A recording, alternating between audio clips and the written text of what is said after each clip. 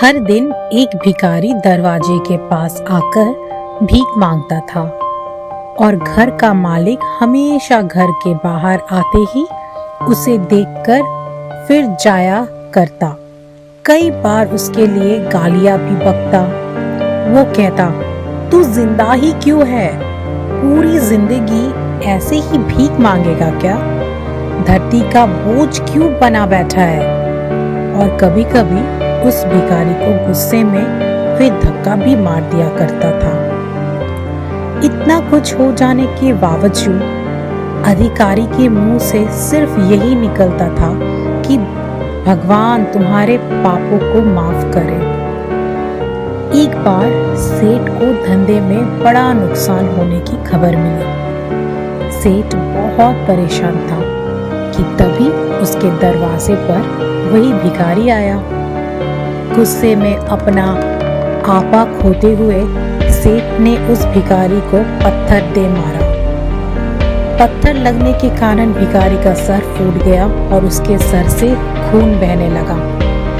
फिर भी दर्द से कराते हुए भिखारी ने इतना ही कहा, भगवान तुम्हारे पापों को माफ करे। भिखारी वहां से चला गया। सेठ सोच में पड़ गए। भिखारी को पत्थर मारा, फिर भी उसने सिर्फ प्रार्थना की। सेठ का गुस्सा शांत हुआ। सेठ का मन शांत हुआ भिखारी का रहस्य जानने के लिए। सेठ ने भिखारी का पीछा करना शुरू कर दिया। भिखारी जहां जहां जाता, सेठ उसके पीछे पीछे जाता।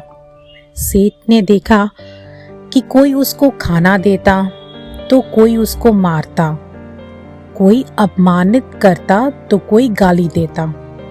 लोग भिखारी के साथ चाहे जैसा व्यवहार करने, लेकिन भिखारी सबके लिए एक ही प्रार्थना करता, भगवान तुम्हारे पाप माफ करे। अब रात होने को आई थी।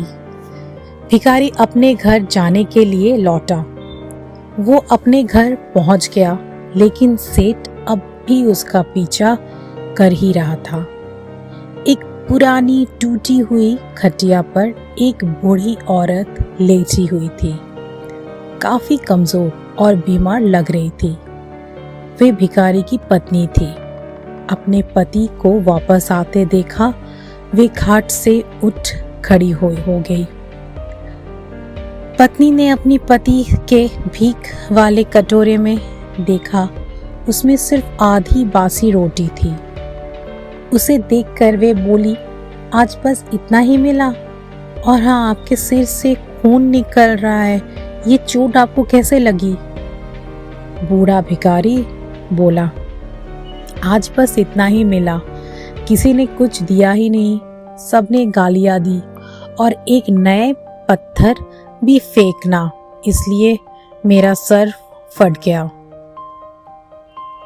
एक गहरी ठंडी सांस लेकर बूढ़ा भिखारी फिर से बोला, ये मेरे ही पापों का फल है। तुम्हें याद है कुछ सालों पहले हम कितने अमीर थे? क्या कुछ नहीं था हमारे पास? हमारे पास हर चीज जरूरत से ज्यादा थी, लेकिन हमने कभी दान नहीं किया। और उससे भी बुरा हमने उस अंधे भिखारी के साथ किया जो हमारे द्वार पर भीख मांगने आया करता था। बुरी पत्नी की आंखों में आंसू आ गए। वे बोली, हाँ, हम उस बेचारे अंधे के साथ बहुत बुरा करते थे। उसका अपमान करते थे, उसे खाने के लिए रोटी की जगह कागज दिया करते थे, उसका मजाक उड़ाया करते थे और कभी कभी मारा भी करते थे। मैंने कभी उसको रास्ता नहीं दिखाया।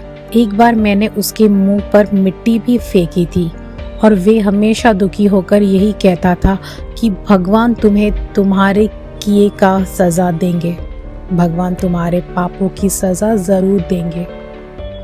उसका श्राप सच हुआ और हम इस दुख भरी जिंदगी में आ गए। भिखारी बोला, हाँ, उसका श्राप सच हुआ, इसलिए मैं किसी को बद्दुआ नहीं देता। चाहे कोई मेरे साथ कैसा भी बर्ताव करे, मैं हमेशा उसके लिए प्रार्थना करता हूँ। मैं नहीं चाहता कि कोई भी हमारे जैसी जिंदगी का अनुभव करे। किसी को भी हमारे जैसे दुखों का सामना करना पड़े। वो नहीं जानते कि वे कितना बड़ा पाप कर रहे हैं, इसलिए अनजाने में हुए पाप की ऐसी सजा किसी को भी मिले मैं नहीं चाहता। सेठ वहीं पर चुप कर ये सारी बातें सुन रहा था। अब उसे सब कुछ समझ में आ गया था। भिखारी और उसकी पत्नी ने वे आधी रोटी मिल बांटकर खाए और भगवान को धन्यवाद बोलकर सो गए। अगले दिन बड़ा भिखारी फिर से भीख मांगने गया सेठ के घर के पास। सेठ ने पहले से गरम रोटी उसके लिए निकाल कर रखी थी उसे देने के लिए। वे उस भिखारी को विनम्रता से बोला, माफ कर दीजिए बाबा, मुझसे बहुत बड़ी गलती हो गई। बूढ़ा भिखारी बोला, भगवान तेरा भला करे। इतना कहकर वे आगे निकल गया। इस कहानी से जो सीख लेने लायक है वे बड़ी ही सिंपल है कि आदमी चाहे किसी के बारे में बुरा कहे या भला करे, लेकिन भगवान सिर्फ कर्म के हिसाब से उसको फल देता है। क्या हुआ अगर भगवान नहीं दिखता है, लेकिन ये बात बिल्कुल सच है, उसके खाते में सबका हिसाब बहुत बहुत पक्का होता है। इसलिए जब किसी के लिए कुछ भी करो तो अच्छा ही करो।